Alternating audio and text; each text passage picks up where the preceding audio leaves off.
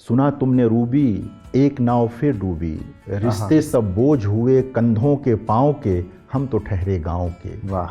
अच्छी कविताएं वे ही मानी गई हैं हमारी पूरी परंपरा में जो स्वाभाविक रूप से कवि के पास विषय आए। केदारनाथ सिंह का बहुत प्रभाव रहा? मैं नहीं मानता कि केदार जी का प्रभाव है। जब आप एक आलोचक होते हैं और अपनी कविताओं को आलोच्य दृष्टि से देख रहे होते हैं, क्या आप ये महसूस कर पाते हैं कि आपकी कविता उत्सव धर्मिता में जी रही है या संवाद धर्मिता में? हिंदी आलोचना की यह विडंबना है कि वहाँ समय को दर्ज करने का मतलब सिर्फ राजनीति को दर्ज करना मान लिया जाता है।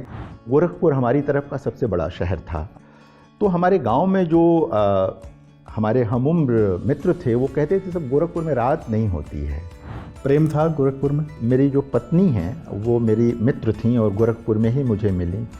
किलकारियाँ भरने के लिए पिता होना है आदि आदि, यहाँ तक तो ठीक है, लेकिन अंत में उसका ब्रह्मा हो जाना, यानी एक देवत्व की और आप उसको ले जा रहे हैं और उसके अस्तित्व को स्थापित कर रहे हैं जहाँ वो सबसे ऊपर ही रहेगा। मैंने सीधे सीधे प्रधानमंत्री को लेकर या मुख्यमंत्री को लेकर कविताएं नहीं लिखी या फलाना को लेकर लिखी। मेरा मानना है कि शायद लिखना भी नहीं चाहिए।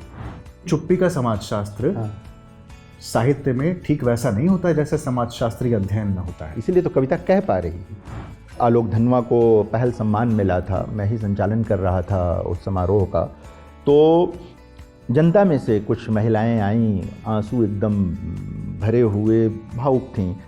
रिश्ते निभाना मैं जानता हूँ, रिश्ते मैं निभाता हूँ। वाम के पहले खूब संपर्क में थे, लेकिन आज भी वो मेरे मित्र हैं। लेकिन आस्था और विवेक के पहले अध्याय में आप लिखते हैं कि अब वामपंथी या कम्युनिस्ट अविश्वसनीय हो गए हैं। आप देखें कि हुए हैं कि नहीं हुए हैं।